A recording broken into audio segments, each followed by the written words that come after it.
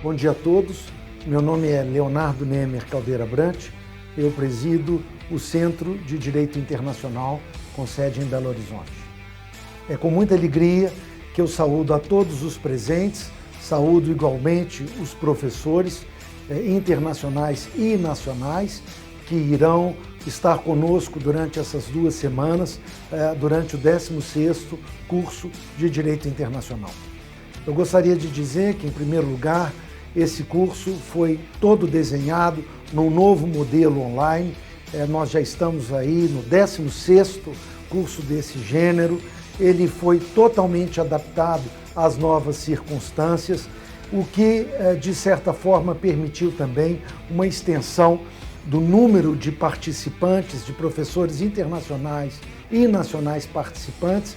Temos este ano 19 grandes nomes do direito internacional que estarão presentes conosco durante essas 2 semanas.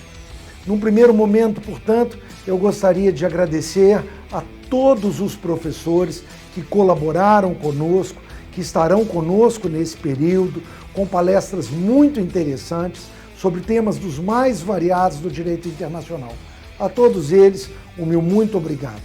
Em segundo lugar, saúdo e agradeço também aos alunos, aos estudantes que estão participando neste período de julho, conosco durante essas 2 semanas. O nosso também muito obrigado. Esse é um curso que envolve uma grande equipe do Centro de Direito Internacional, a qual eu tenho o imenso orgulho de colaborar e de presidir. Ele é um curso que pretende trazer para o Brasil e para a nossa América Latina o mesmo modelo de cursos que, de forma quase centenária, já é uma tradição nos países europeus e nas principais universidades do mundo. Portanto, para nós, uma grande satisfação que tenhamos ele já há mais de uma década no Brasil. O curso de inverno de Direito Internacional, com toda a sua abrangência e extensão, não seria possível de ser realizado igualmente se não fosse a relevante parceria e a confiança e o apoio da Fundação Konrad Adenauer no Brasil. A ela estendo um caloroso agradecimento e tenho a certeza de que estamos contribuindo juntos para os valores do direito internacional, para os valores dos direitos humanos, para os valores do Estado Democrático de Direito, para os valores da democracia e, com certeza, para a compreensão e construção de um mundo, de um universo internacional mais justo e mais equilibrado.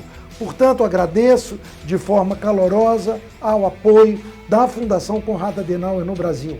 Gostaria, portanto, de dar início ao 16º curso de inverno de Direito Internacional, esperando que todos tenhamos 2 semanas de muitas atividades e aprendizado. Um forte abraço a todos. Good morning, ladies and gentlemen. It's an honor to be here with you in the 16th winter course of International Law, and I'd like to thank Professor Leonardo Nemer Brandt for the opportunity and congratulate Cedin for hosting this course. Today, we will have the honor of receiving Professor Pierre Dargin, whose lecture will be on international obligations today and tomorrow. Professor Pierre Dargin is a professor at the University of Louvain and a guest professor at the University of Leiden, member of the Institute of International Law. He is the author of numerous articles, an award-winning book, a massive open online course on edx.org, and courses at the Hague Academy of International Law and the United Nations Audiovisual Library of International Law. He is also a member of the boards of the European, French, and Belgian Societies of International Law. He appeared as consul before International Court of Justice and later served at the ICJ as first secretary. He is a member at the Brussels Bar, special counsel at Foley H. Hoag, it's an American firm, law firm, and argues international law cases before international tribunals and domestic courts. Thank you, Professor Dajan. It's a joy and a pleasure to hand you the word. Thank you. Thank you very much for your very kind introduction, dear colleague, Professor Vedovato, and thank you also to Professor Brandt and all the team that has been putting up this session of courses. It's only too bad that we can't meet physically and be all present together, but I'm very pleased, ladies and gentlemen, to address you today and tomorrow, and I hope that you will have questions on the course. So today my purpose is to introduce the topic, and as Professor Vedovato just recalled, this course is about international obligations, and of course I have to give you some words of introduction as to the scope and the purpose of the course. And I will continue tomorrow with the course, but in the meantime, after 1 hour of teaching today, we will have a session of questions during which you will be able to raise all sorts of questions or comments that you may have on what I would have said beforehand, or any other problem you would like to raise in relation to international obligations. Now, let me introduce the purpose of this course. In a way, what I aim to do with this course, and maybe I should say right immediately that international obligations was the topic of the course, the specialized course I taught a few years ago at the Hague Academy of International Law, and my course was taught in French, and it's in. I've been a little bit delayed in publishing the course, unfortunately, but it's in the pipeline. It's in the process of being published. Now, the purpose of the course really is, it's a course. It's there to teach and to help students, learners of international law to, as it were, read the music of international law. I'm not going to deal with a specific regime of international law. I'm not going to teach you about human rights or the law of the sea or international environment or armed conflicts. I'm going to teach you about fundamental structures of international obligations. And my claim in that course is that any field of international law, any obligation in all fields of international law can be, if you wish, if you want, can be reduced or can be summarized in some fundamental aspects that you will find back in every single international obligation. It's a big claim. It's the claim that despite the diversity of obligations, and international obligations are extremely numerous, okay, despite their diversity, there are some fundamental archetypical types of obligations that can be laid out, set out, and having those in mind, those fundamental character of international obligations in mind, keeping those in mind will help adjudicators, creators of international obligations, that is, negotiators of treaties, will help them to better understand the commitments that they are either taking when they negotiate a treaty or the commitments that they interpret when they are adjudicators. So my claim is that through a better understanding of the fundamental structures of international obligations, the capacity of treaty-making bodies or judges is increased. Okay, despite the diversity of international obligations, they can always be summarized into some fundamental structural aspects. And that is what I call reading the music of international law. It's really a technical aspect of the law, okay? And I will try to convey to you, okay, this enhanced mental structure that you can have for the analysis and understanding of international obligations. Now, this course takes international law and international law obligations seriously. Okay, I am speaking from the point of view of the existence of international law, and I'm not putting that existence into question. Okay, of course, it's always a question.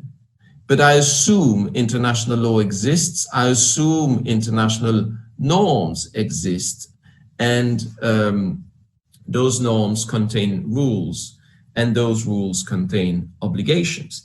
And let me start from there. International obligations are expressed by rules that are contained in norms of international law.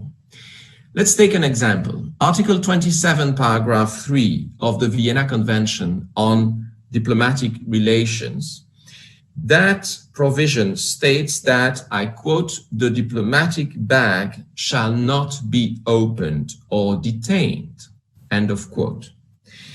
Well, the obligation, you understand immediately that the obligation is not to open nor detain the diplomatic bag. That is quite straightforward. Such obligation is expressed by a rule that is contained in a treaty, and that treaty is made of words.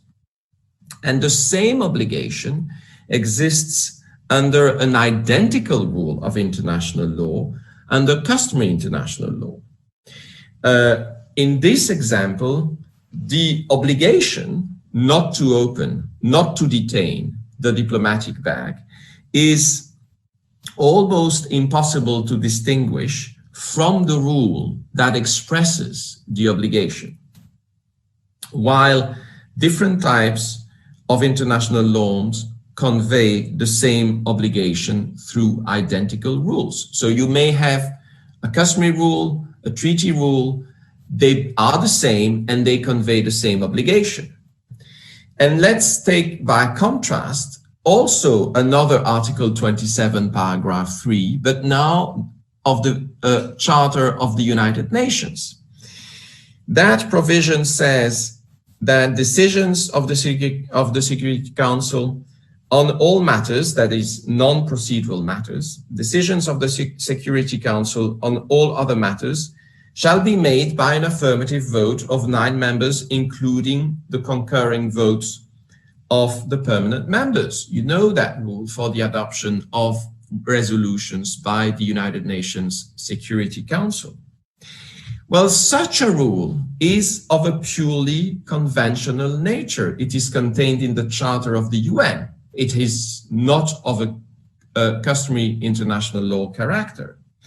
It conditions the validity of the adoption of Security Council resolutions. It appears to be a rule only, a procedural rule only. But actually, you can read that rule as containing an obligation, and the obligation is addressed to the UN itself. And it is an obligation not to consider as duly adopted a resolution that would not have met the number of votes required, 9 members, including the concurring votes of the permanent members. Okay. The rule contains an obligation. It's an obligation to consider adopted a resolution that confirms with the rule. And it's also an obligation not to consider adopted or to consider not adopted a resolution that would not have, a draft resolution that would not have been adopted under that procedural rule. And of course, we can all have different understanding, different theoretical understandings of rules and norms, okay? and you have millions of books in libraries that talk about what is a rule, what is a norm, is there a difference between a rule or a norm? But let us accept, for the purpose of this course, let us accept as operational the distinctions I made above, okay?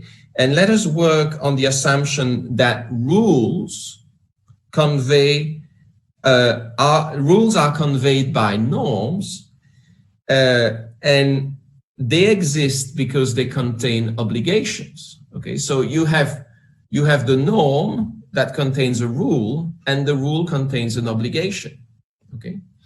The norm is really the question of the sources of international law. What is the source? Is it a customary rule of international? Is the norm of a customary nature, or is it a treaty a norm, or is it unilateral act of an international international organization, or a unilateral act of a state? That is the question for the existence of norms. And the theory of the sources of international law is helpful to determine how norms come into existence. Well, those norms, once they come into existence, they contain rules, okay? And those rules contain obligations.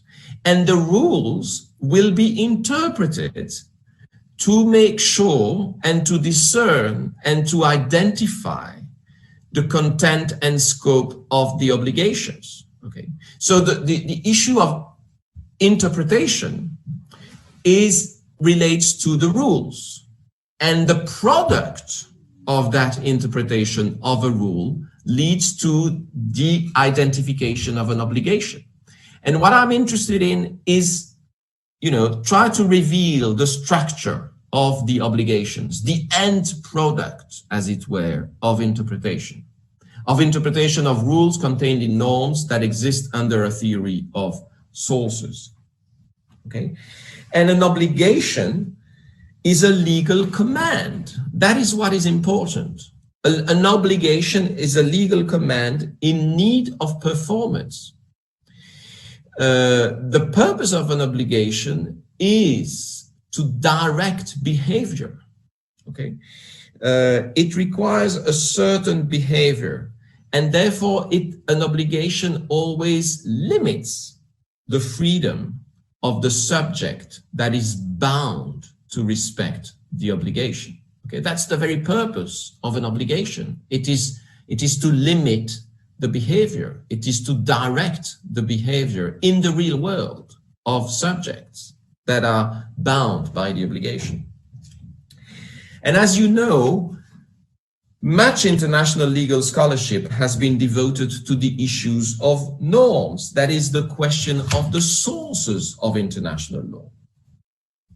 A theory of sources allows to distinguish between words that pertain to the realm of law and other words that do not pertain to the realm of law. And I think, I'm sorry to be a little bit theoretical, but it is very important to keep in mind that law, whether international law or domestic law, law is only and always made of words, okay? Rules, obligations are expressed in words, and the same words are used for very different purposes in life. You can use words to write a poem, you can use words to tell your friends how a good day you had, and you can use words to write down rules that are going to be binding. So it is important in any legal system to be able to distinguish between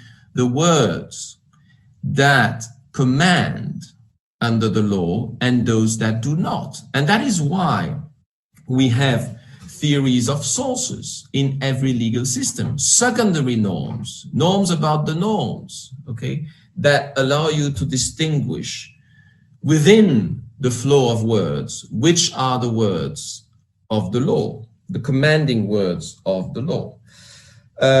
And a theory of sources is about the existence of words as law, the validity of a set of words as law. And that is important, of course, to be able to discern, because as Kelsen used to say, law is about how one ought to behave, okay? How one ought to behave. The commanding structure of obligation is fundamental. And so you must know what are your obligations. And that is made clear through a theory of sources that will allow you to identify norms. Those norms contain rules, and those rules will convey obligations. Let me submit to you that any theory of sources, including, of course, in international law, a theory of sources of the law is deeply, deeply political. It is deeply political because precisely it is there to discern between law and not law. And why is it political? Because law always and at the same time, law justifies and limits power.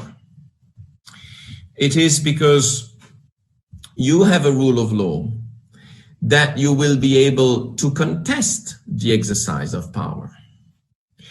And it is because there is a rule of law that not only you will be able to contest the exercise of power by somebody, but it is also because there's a rule of law that this person will be able to justify the exercise of power. Okay, that is true in domestic law, in constitutional law, in private law, but that is true also in international law. The law will always and at the same time be an instrument to justify the exercise of power and to limit such exercise at the same time. Okay, you submit yourself to the law by claiming authority under the law. Okay, if you are a tenant and if you have a contract with your landlord for renting the house where you live, you have obligations on both sides, and those obligations under the law will justify a certain exercise of power by yourself, a limitation of your power vis-a-vis your landlord, and vice versa. So it's important to keep that in mind.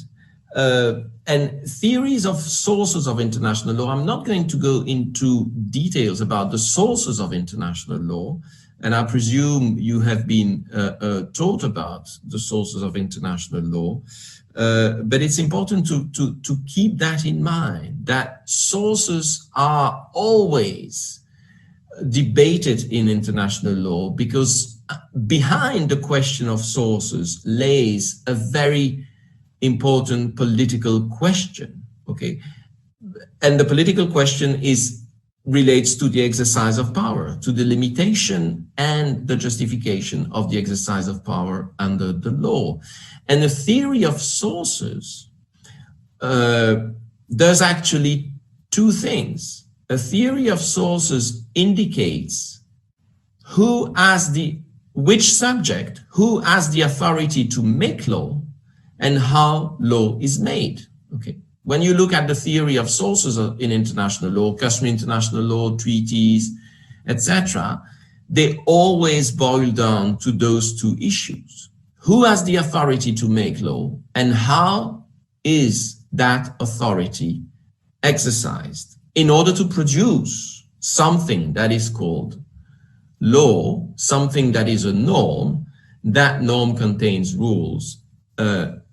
And the reason for those rules is to have obligations that will limit and that will constrain the behavior of subjects.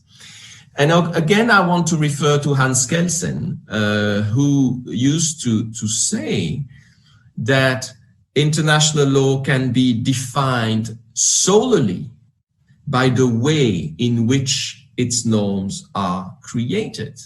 Okay, that's really the idea, that to identify international law, what makes international law so specific Well, if you want to understand international law, you have to understand how international law norms are created, okay? A theory of sources. And a theory of sources allocates authority in the system. Who has the authority to make law? That's a very, very important question for any legal system. Who has the authority to make law and how law is made? That's really a fundamental question. And international law scholarship has been obsessed for decades and decades and decades. International law scholarship has been obsessed with the question of the sources of international law. Article 38 of the ICJ statute. Look at the works of the International Law Commission. So many of the draft articles of the International Law Commissions are about sources, okay? You can look at the law of treaties in the past. You can look today on the work of the ILC on use cogens, for instance, or on reservations. All that relates to the issue of sources. Is there law, and how can it be that law exists? So that's important, I think, to keep in mind. And of course, much has been said about the bindingness of international law, the reasons for having norms, and how norms are created. Less attention, however, has been paid to the modalities of the product of the law, the modalities of the obligations. And that is my topic, if you wish. I would like to see, and I will propose a theory about a typology of international obligations, okay? The question, is there law or no law, has been very much studied, okay? And it's a very important question. Is there law? Is such a rule of international law or not? Let's go beyond that question. Let's go a step further, and let's try to understand that the reason why we have rules is because those rules contain obligations. And the reason why we have obligations is because we want a certain behavior, okay? We want to change reality. And my purpose is to try to discern how obligations under international law are structured, okay? And this is, of course, a very pretentious thing. Is it really possible? Despite the diversity of sources, despite the diversity of norms, despite the diversity of rules, is it really possible to discern and to try to reduce that diversity into some fundamental structures that are pertinent to obligations? And for instance, you have someone like James Crawford, who is now judge at the ICJ. James Crawford has been very skeptical about the possibility of, establishing a kind of general theory of obligations. He wrote, "We are far from a grand unified theory of international obligations." Okay, so it may appear a little bit an illusion to try to discern structural elements that are common to all obligations. But that's what I'm pretending to do. That's what I would like to convey to you, that it is possible to reduce international obligations to some fundamental elements. So I'm not going to, what I'm going to say, I think you know it already. What I'm going to do is simply putting the pieces together. I'm going to take some elements from here and there, and I'm putting them together to have a better and clearer picture of international obligations. And that is the purpose of this course. And so my claim, and let me go after this long introduction to what I'm claiming. I'm claiming that legal obligations are always relational. Legal obligations are relational in two fundamental ways. On the one hand, obligations link subjects with each other. Sometimes they link subjects with each other about things of the world, okay? You can have obligations about the sea. You can have obligations about rivers. You can have obligations about the moon, okay? Those are things of the world. It's not necessarily obligations. Those obligations about things of the world nevertheless establish relations between subjects, okay? And my first claim is that an obligation always has this social relational dimension. It always links subjects, okay? And in order to understand obligations, we have to turn to that relational aspect of obligation first. On the other hand, an obligation does not only link one subject vis-à-vis other subjects, but an obligation has also a binding effect on the subject, on the debtor itself, okay? The obligation requires a certain behavior from the subject owing the performance of the obligation. So if you want, there are always in every obligation, and I think this is true in international law or in domestic law, every obligation has a twofold relational aspect. When you have an obligation, you have a relationship with others, and you also have a relationship with yourself, because the obligation compels you to do something, to behave in a certain way. And while you do that, you owe that behavior not only vis-à-vis yourself intrinsically, but you also owe it vis-à-vis certain subjects, okay?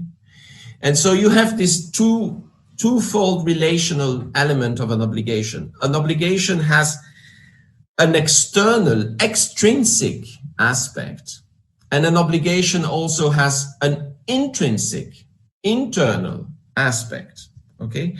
And I'm going to try to show you that there are certain extrinsic modalities of obligations, some fundamental extrinsic modalities, and some fundamental intrinsic modalities of obligations. And my claim is that if you want to understand what an international obligation is actually about, you have to combine those extrinsic and intrinsic modalities, okay? And every international obligation will combine one extrinsic modality with two, and I go a little bit further in my claim, with two intrinsic modalities, okay? I'm sorry, this is very abstract, and maybe it is time now to share with you my screen to show you more concretely what I have in mind. My claim is that there are two extrinsic modalities of obligations, and those extrinsic modalities is an obligation is either bilateral or collective. Those are the two possibilities for extrinsic modalities of obligations. Either an obligation is bilateral or an obligation is collective, okay? Bilateral or collective is a matter of extrinsic modality. It is the relationship with the others, outside. You owe the obligation to whom? That's the question.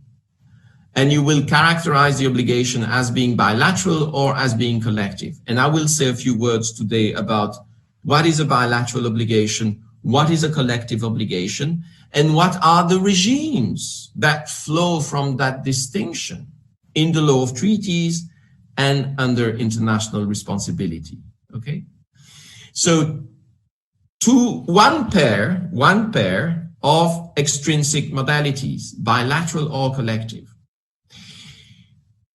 On the side of the intrinsic modalities of obligations, my claim is that there are two pairs, and the alternative, an obligation is either negative or positive, and for intrinsic modalities, you have a second pair of alternative possibilities. The obligation is either an obligation of result or an obligation of conduct. Okay. Negative, positive, result, conduct, those are pairs of intrinsic modalities of obligations. Okay. And in order to understand an obligation, you will always end up combining those dimensions, those characteristics. Okay. The obligation, and because you have one pair of extrinsic modality and two pairs of intrinsic modality, theoretically, you could have all those combinations, which are 8 combinations. However, it is logically impossible to combine a negative obligation with an obligation of conduct. So you have to strike out an obligation that combines negativity with conduct. That's impossible, and I will explain why. And that's why you have bilateral. It's not possible, and it's maybe it's a good point. I would like to be challenged on this. If you can find in your mind now, today or tomorrow, an obligation that could be said either bilateral or collective, but negative and of conduct, I would be very interested. Once, of course, I will say what is a negative or positive obligation, and I will say what is an obligation of conduct as opposed to an obligation of result. But I think it is impossible to have a negative obligation of conduct. If that's the case, then we have to strike out an obligation that would be either bilateral negative and of conduct, or an obligation that would be collective negative and of conduct. Those possibilities, I think, in the real world do not exist. So we end up with 6 fundamental types of obligations. The obligation can be an obligation bilateral, negative, and of result. And for instance, I gave the example of the diplomatic bag that cannot be opened nor detained. That is precisely an example of a bilateral obligation, a negative obligation, and an obligation of result. Okay. You can have a bilateral obligation, which is a positive obligation. Instead of commanding not to do something, it commands to do something. Okay. And it's an obligation of result, not simply an obligation of conduct. And I'll go into details on that. And I will deal with obligations of result and obligations of conduct tomorrow. Okay. We can also have collective obligations that are negative and of result. And for instance, I would claim that the prohibition on the use of force, Article 2, Paragraph 4 of the United Nations Charter, which also exists under customary international law, I would claim that such a prohibition can be characterized as a collective obligation that is intrinsically negative. It's a duty not to use force. And it's an obligation of result. Okay? It's not simply making your best efforts to avoid using force. It is a command that prohibits the use of force, full stop. Okay?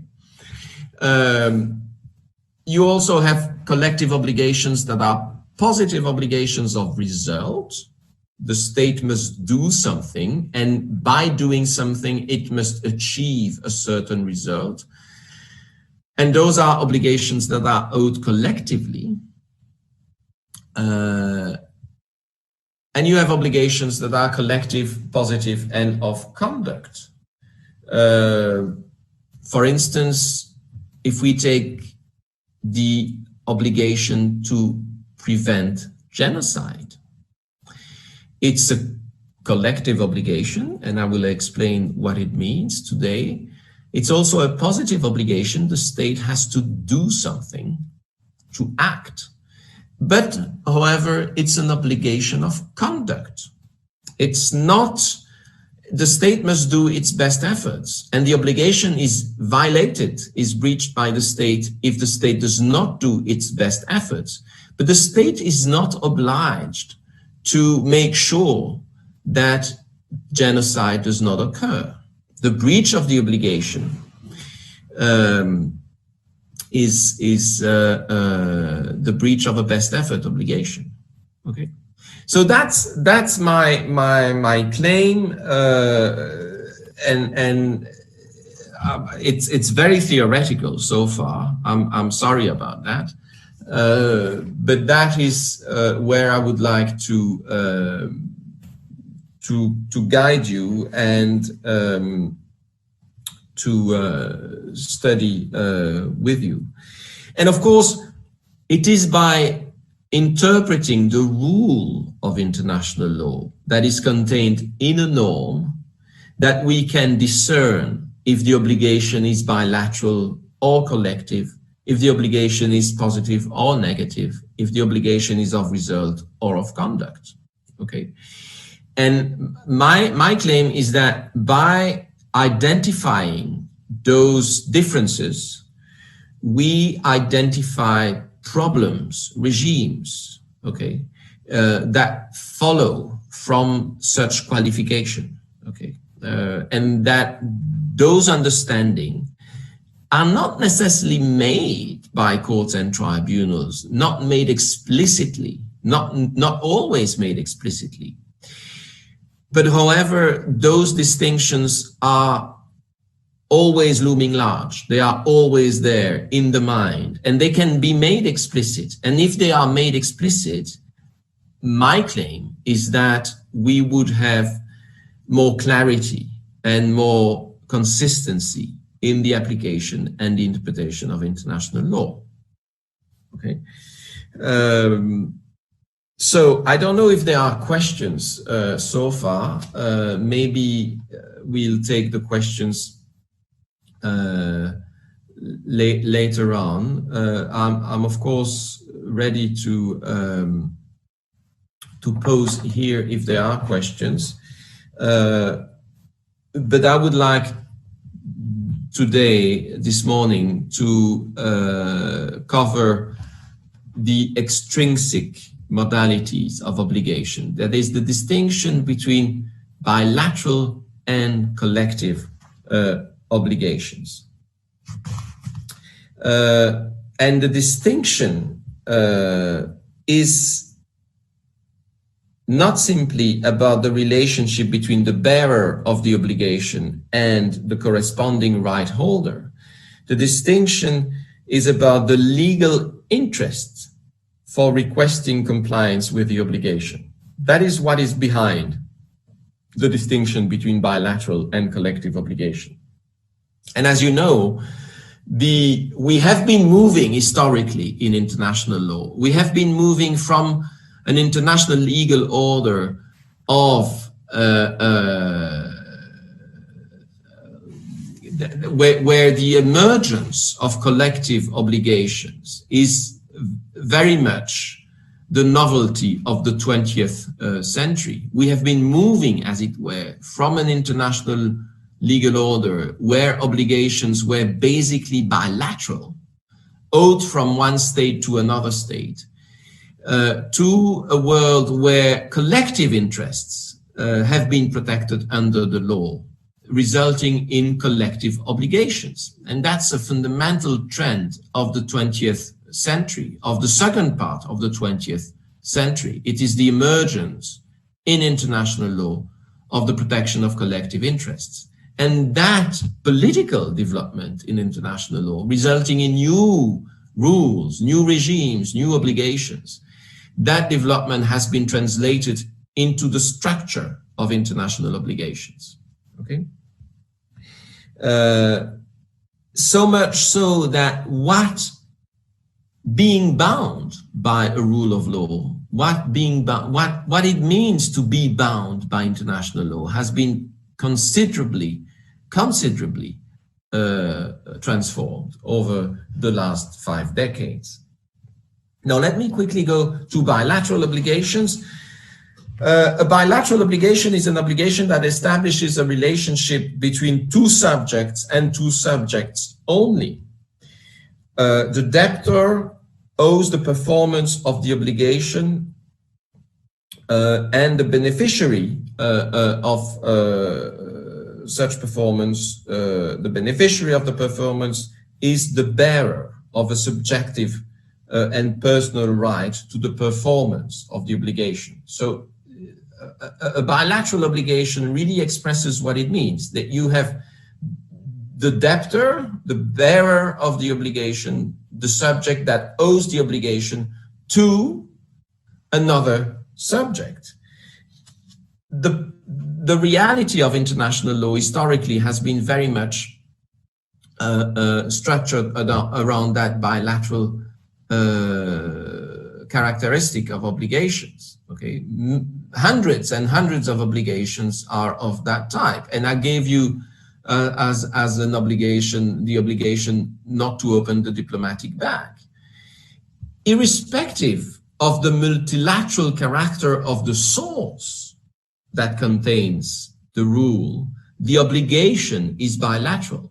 Okay, you have a multilateral treaty that contains a bilateral obligation. Take, for instance, also in the law of the sea, the right of innocent passage. The right of innocent passage is owed by the coastal state individually to all other nations, but on an individual basis, okay, on a bilateral basis.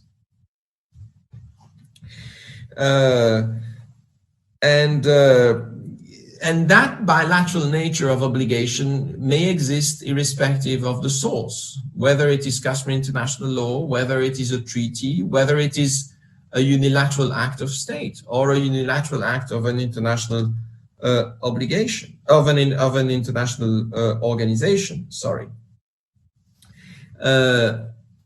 If you have a bilateral treaty, of course, in a bilateral treaty, the obligations can only be bilateral. They cannot be collective. And in a bilateral treaty, the reciprocity is total. And under the law of treaties, you know Article 60 of the Vienna Convention on the Law of Treaty, which is the inadimplenti non est adiplentum mechanism. If one party violates the treaty, the other party may suspend the obligation under the treaty. So in case of a material breach of the treaty, the other party may, in a bilateral treaty, eventually suspend or even terminate the treaty. And that's Article 60, paragraph 1 of the Vienna Convention. The material breach of a bilateral obligation in a bilateral treaty can be suspended or terminated. Now, if the obligation is bilateral but contained in a multilateral treaty, then it is only the only possibility is the suspension of the treaty, not the termination of the treaty. And it is only the party that is specially affected by the breach that can suspend its own obligations under the multilateral treaty. And the suspension will only occur vis-à-vis the defaulting party, okay? That's why it is a bilateral obligation, irrespective of the multilateral character of the norm, of the source, the treaty.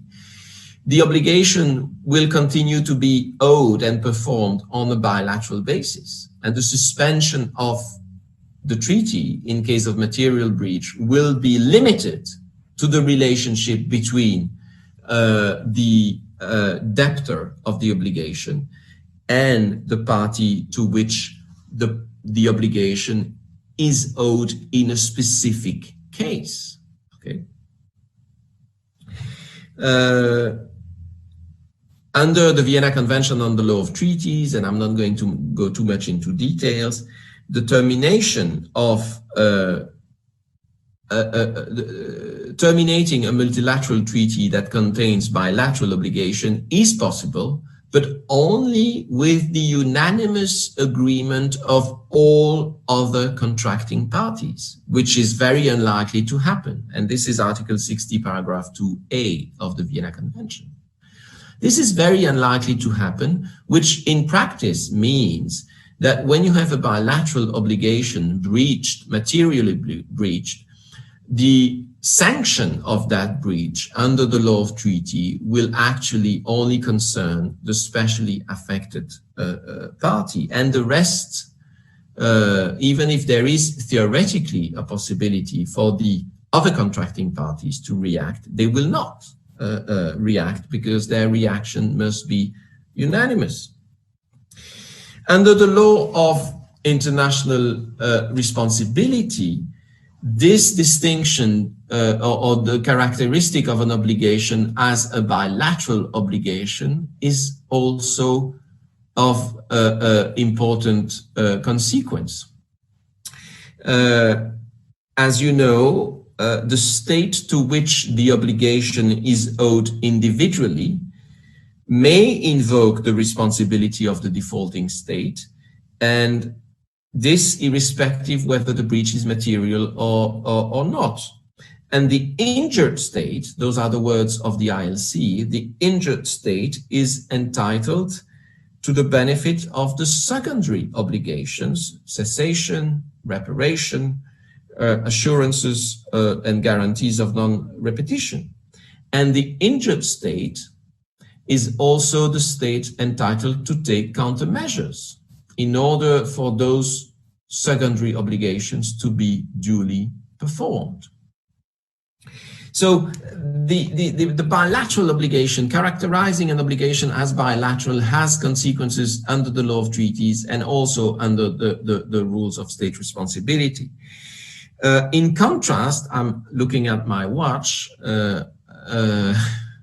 in contrast, collective obligations are owed in any given case. Okay, they are not collective obligation. This is the specificity of a collective obligation. A collective obligation protects a collective interest, a common interest, common values, and the performance of that obligation is of interest to all other states in any given case. Not only when that state is concerned, okay, individually. The obligation is collective not because the performance of the obligation is owed by a plurality of subjects ut singuli, but because it protects common interests and values. And compliance with the obligation is not to the benefit of any state. It is to the benefit of the collectivity of every single state. So the specificity of collective obligation is to multiply the subjects that have a legal interest in the performance of the obligation. Okay. those obligations are of concern to a collectivity. Even when the performance, even if the performance is not to the individual benefit of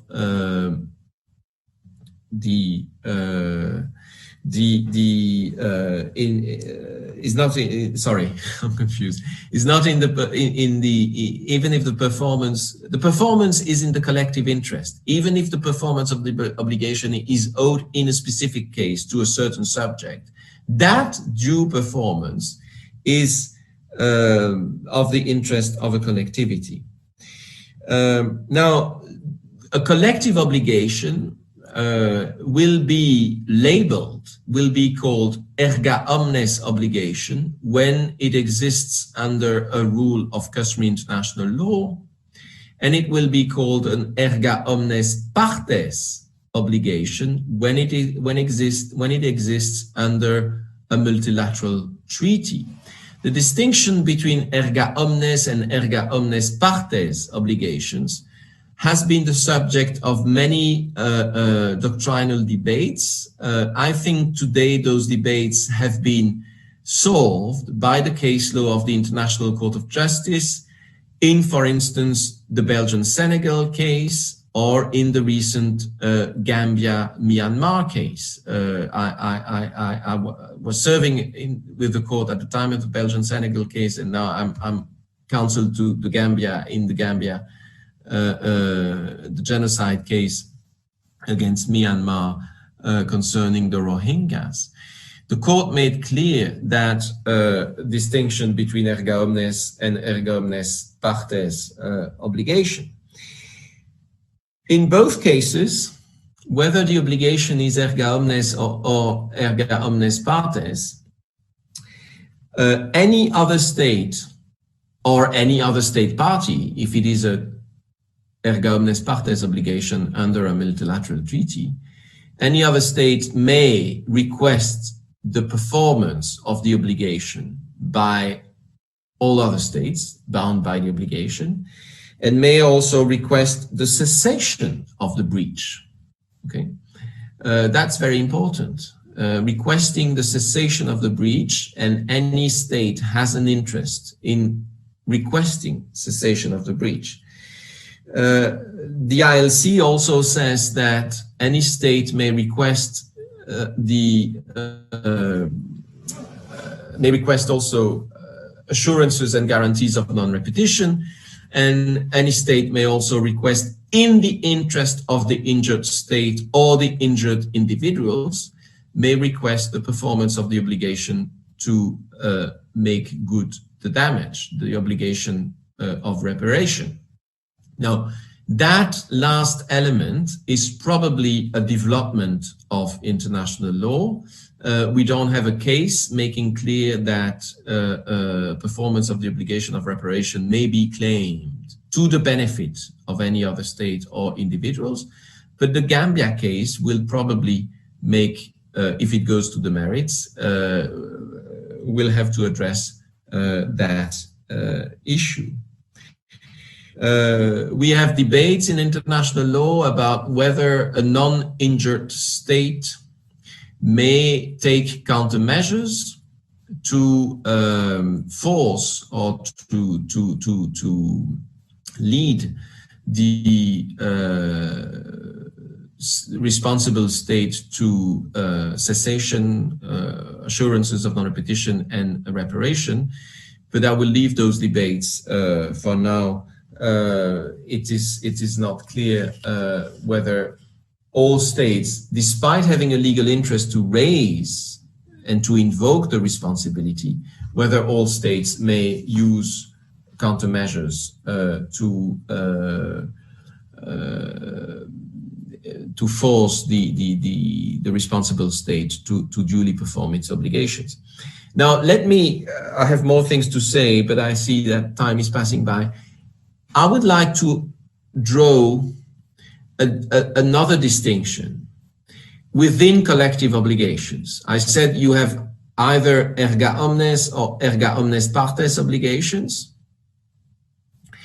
Within erga omnes partes obligations, you have the distinction between interdependent or integral obligations. Now that's another distinction I would like to make. Those are collective obligations under multilateral treaties. For that purpose, they can be qualified as erga omnes partes obligations, but they are very different indeed, very different. The distinction between interdependent and integral obligations is a distinction made by Fitzmaurice when he was Special Rapporteur on the Law of Treaties. And it's a distinction that was made in 1957 in one of his reports. It's not a distinction that has been really reflected in the Vienna Convention as such, although we can see some traces of that distinction, and also in the ILC draft on state responsibility.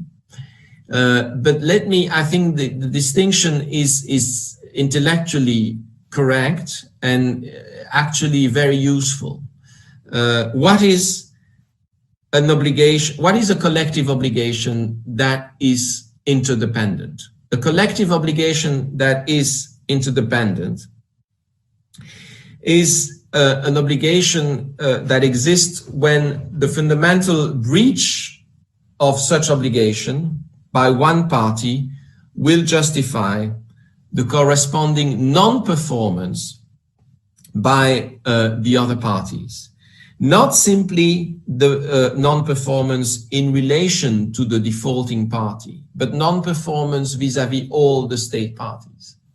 For instance, an interdependent collective obligation exists in disarmament treaties. If you have a disarmament treaty, and if one party does not duly perform its obligation, then all other parties in the treaty may themselves suspend their own obligations, not only vis-à-vis the state that has not performed its own obligation, but vis-à-vis all other states. Okay, if you have a multilateral treaty of disarmament, it makes no sense to continue to perform your obligation to disarm if one of the parties does not perform its own obligation. And we are talking about a multilateral treaty, of course. The material breach of an interdependent obligation allows each party to suspend the treaty in whole or in part.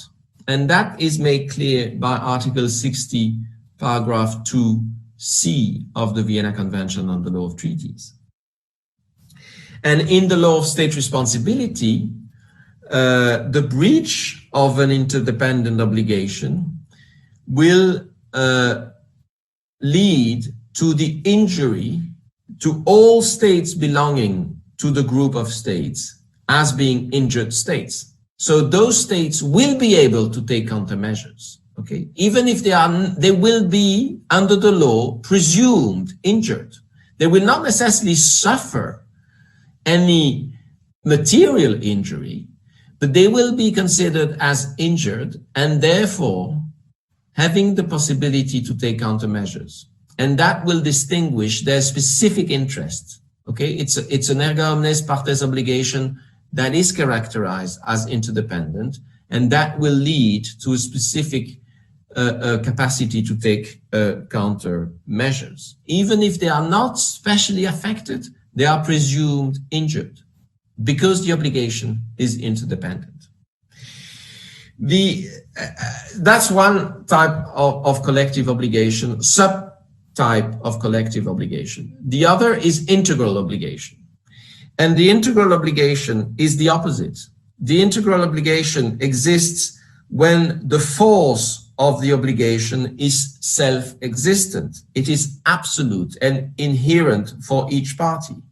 And it is not dependent on the corresponding performance by any others. For instance, the obligations under the 1949 Geneva Conventions applicable during armed conflicts. Those obligations are integral. You must, for instance, respect the status of prisoners of war, even if the other side does not. Okay.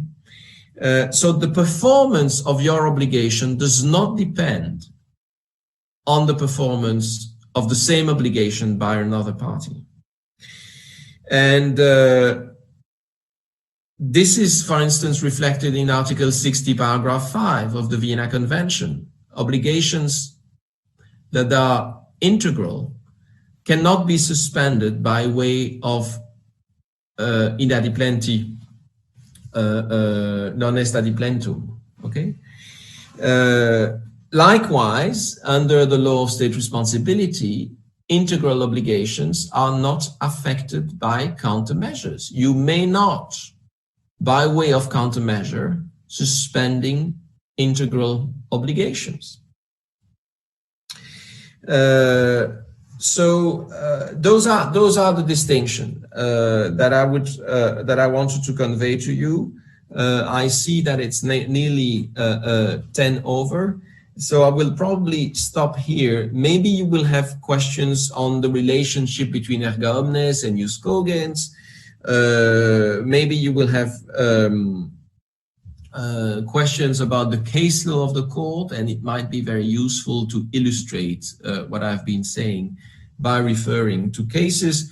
But those distinctions, I think, are well known to you. What I want to convey to you is that from those distinctions, characterizing an obligation as bilateral or collective has implications in terms of regime that flow from such distinction.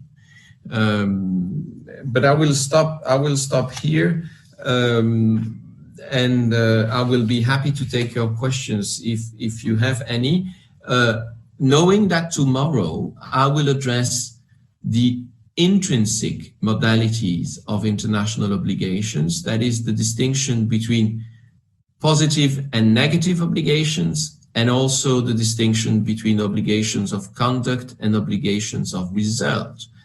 And I suggest to leave those distinctions for tomorrow and eventually take today your questions concerning bilateral and collective obligations and all sorts of issues that you may have in that regard.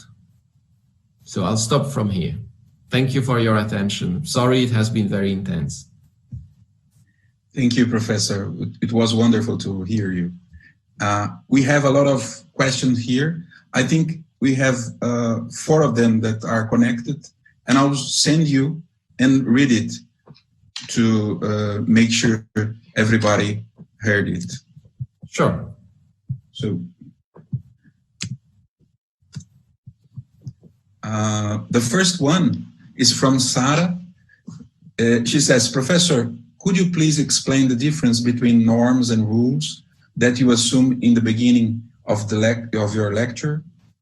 Talia asked about the obligation to prevent genocide, for example, cannot be interpreted as an obligation of result in the point of view that deprivation is the result. Moises asks, could the typologies coexist outside the realm of human rights? Conduct/result obligations, where doctrine has understood that they are simultaneously both. In Marina, Prof, what is your opinion about the ICJ judgment in the Serbian on the prevention and punishment of the crime of genocide case? Do you agree that the acts of the Bosnian Serbs militias could not be attributed to Serbia? Didn't Serbia fail to take all measures within its powers to prevent genocide and therefore failed with its obligation? Professor, I think that's the first round. We have more than if you have time. Yes, thank you very much for your for your questions. Some of those questions already touch on obligations of conduct and result, but I'm very happy to take them on board today. Let me start with the first one on the distinction between norms and rules. And I fully agree that this distinction is not easy or not natural to make. I made that distinction to help us understand that the obligation is at the very end of the line, if you want. The issue of the norm, for me, the norm is the instrument. Okay, the norm is the vehicle, if you want. Okay, through which certain rules are expressed. And when I say norm, I immediately refer to the sources of international law. Okay, you have procedures to produce law. And as I said, the theory of the sources. Look at Article 38 of the International Court of Justice, of the Statute of the International Court of Justice. When treaties are listed among the sources of international law, well, the treaty is an instrument, and in my vocabulary, the treaty will be the norm, okay? The normative instrument, if you want, the normative instrument. That's my idea of a norm. Normative instrument, okay? Maybe this comes from the French, la norme, okay? But we can say in English, the normative instrument, the instrument that carries, okay, that contains rules. For instance, you have a treaty with Article 7, and Article 7 contains a rule, okay? Or let me take Article 2 of the European Convention on Human Rights, which protects the right to life. That's a rule, okay, contained in a norm, the norm being the European Convention. Now, the rule that you can read, the protection of the right to life, that rule will contain several obligations, negative obligations and positive obligations, including positive obligations of procedure. And with that, I touch a little bit on the third question. Can this typology exist outside human rights?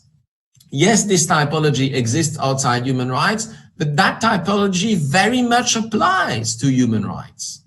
Okay, and of course, the tricky part of human rights is that both in the Americas and in Europe, either the Inter-American Court or the European Court have developed or have deduced from negative obligations, they have deduced positive obligations, or they have deduced from rules that are written in a negative form. For instance, Article 3 of the European Convention on Human Rights, sorry to refer to the European Convention, I know it better than the Inter-American Convention, but there are very similar provisions. The prohibition of torture, for instance. The prohibition of torture is the rule. I mean, the rule is written in a negative way. Okay, it is the prohibition of torture. It is a legal command not to torture, and it contains a negative obligation. The state is obliged not to torture, but the courts have also made clear that such obligation, such negative obligation, implies positive duties for the state. Okay, and that, and I will come back to that tomorrow. Okay, including the trilogy between that is very specific of human rights obligations, to protect, etc., etc. But I think that it is important to distinguish the norm from the rule and the rule from the obligation, because it allows us to see that embedded into certain rules various obligations will exist, okay? And those obligations are not necessarily explicit under the rule. They are sometimes the result of an interpretative process by a court of law that will deduce from a rule a positive obligation, okay? And that's for the first question, the distinction between norms and rules. But please keep in mind that for the purpose of this course, I just equate norms with normative instrument, okay? The normative instrument contains rules that are set out in provisions, and those rules, once interpreted, contain obligations. Okay, but I think so. For instance, you can be in breach of Article 3 of the European Convention on Human Rights because you let your territory used by another state for the purpose of torturing certain person. You yourself, I mean, for instance, Poland is not responsible for having committed torture itself, but for letting the United States using the territory of Poland. And that is a breach of Article 3 because it's a breach of the positive obligation contained in Article 3. Okay. But that's why I think it's important to distinguish norms, rules, and obligations. Now, let me take and I think with that I also answered the third question about whether the typology is valid outside human rights. I think it is valid outside human rights. And for instance, of course, now I turn to the Genocide Convention and the questions relating to the prevention of genocide. And the Serbia, the Bosnia versus Serbia case. Now, I said, by repeating what the ICJ has said, I said that the obligation to prevent genocide was an obligation of conduct, not an obligation of result. This is exactly what the ICJ has said. The ICJ has characterized the obligation to prevent as an obligation requiring the state to do all it can to prevent genocide. But a state that does not, you may not eventually succeed in preventing genocide from happening, but you may nevertheless have been in compliance with your obligation to prevent. And that's why it's an obligation of conduct and not an obligation of result. Okay. Now, in the case, the court found that Serbia could have done better, that Serbia did not do everything it could and should have done. And that's why the court found Serbia responsible for the breach of the obligation to prevent genocide. And the obligation to prevent genocide, the breach of such obligation, requires to demonstrate that the state did not behave with due diligence. I'm going to come to that tomorrow. There's a threshold of due diligence that is applicable to obligations of conduct. And the obligation to prevent genocide can only be breached, said the court, if genocide occurred. Okay, if genocide does not occur or did not occur, then there can be no breach of the obligation to prevent genocide.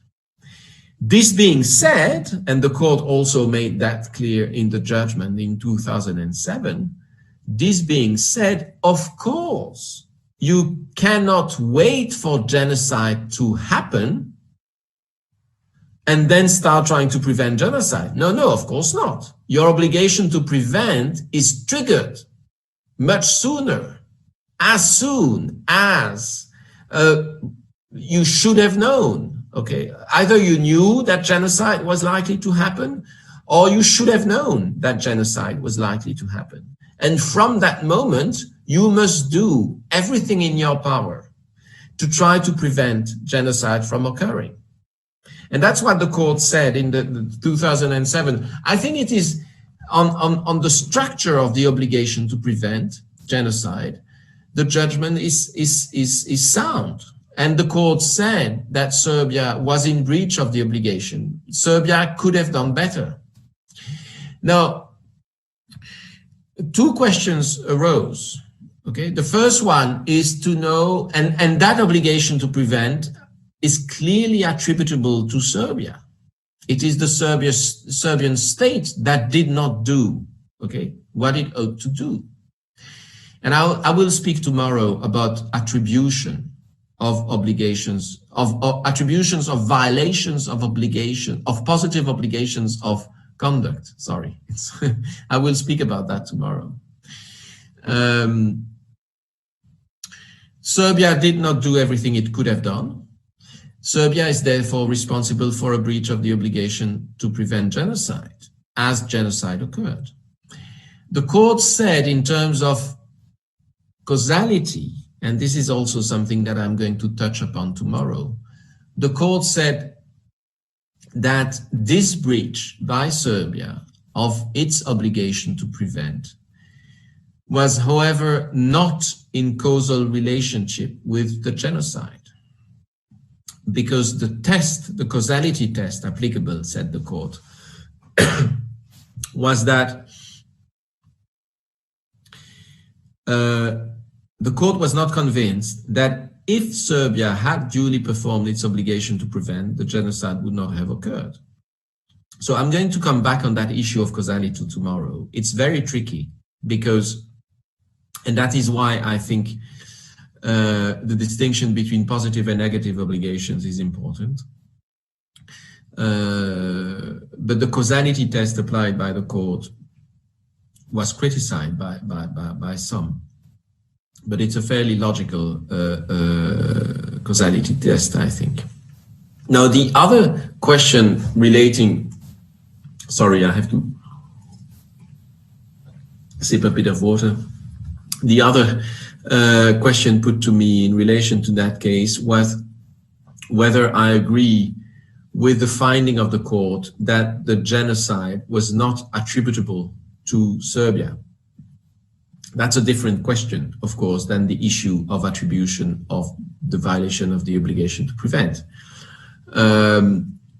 Indeed, the court, as you may recall, considered that the Bosnian Serbs, who were physically, materially responsible for the genocide at Srebrenica, the Bosnia Serb militia who killed the 88,000 men in Srebrenica, this conduct was not attributable under the rules of state responsibility to Serbia, because they were not organs of the Serbian state, and also because there was no proof that they acted under the instructions, the directions, or the effective control of Serbia. Now that's the rule of attribution. And clearly, as you know, the court wanted to reaffirm that test of attribution, as opposed to what the International Criminal Tribunal for Yugoslavia did in the Tadic case, where overall control instead of effective control over the conduct was the criteria. That's it. I mean, this is the case law of the court. It is a criteria that is very generous for states and very difficult to meet for states claiming responsibility. And you remember also in that case that the court refused to, at a very late stage in the proceedings, to order Serbia to open its military archives at the request of Bosnia. Maybe there was a smoking gun somewhere hidden in the military archives of Serbia. We shall never know, okay, whether there were instructions coming from Serbia to the Serbs on the ground, to the militia, to the Serb militia, the Bosnia Serb militia on the ground. So the court made that finding in light of the evidence produced in the case and in light also of the rules of attribution. And despite finding that the Bosnian Serbs were not, that Serbia was not responsible for the conduct of the Bosnian Serbs, the court nevertheless found that Serbia was responsible for the breach of the obligation to prevent genocide. Yeah. It's always difficult to second guess when you've not been in a case and when you are not yourself the judge with not, you know, all the evidence, if that was the right or the wrong decision. It's certainly a decision that has been, you know, that has been informing international law since then. Clearly, the criteria for attribution has been reaffirmed by the ICJ. Yeah.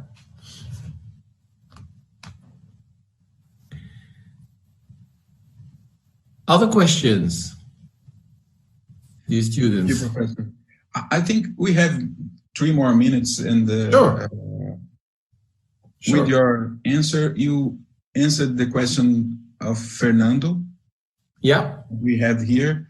There are another questions that we'll address it tomorrow. Yes. Tomorrow. And I think fine for today. And I'd like to thank you again for the lecture and hope you see you tomorrow again. We see you tomorrow again. Thank you very much, ladies and gentlemen, for your attention, and thank you, dear colleague, for your kind moderation of the debates. I hope I have not been speaking too much and too abstractly, but let's meet tomorrow indeed, and we'll continue with obligations of result and conduct and positive and negative obligations. Thanks very much. Thank you, Professor. Bye-bye. It was wonderful. I'd like to thank Cedine, Professor Leonardo Brandt, and everybody that are hearing us and watching us. Thank you. Thank you very much.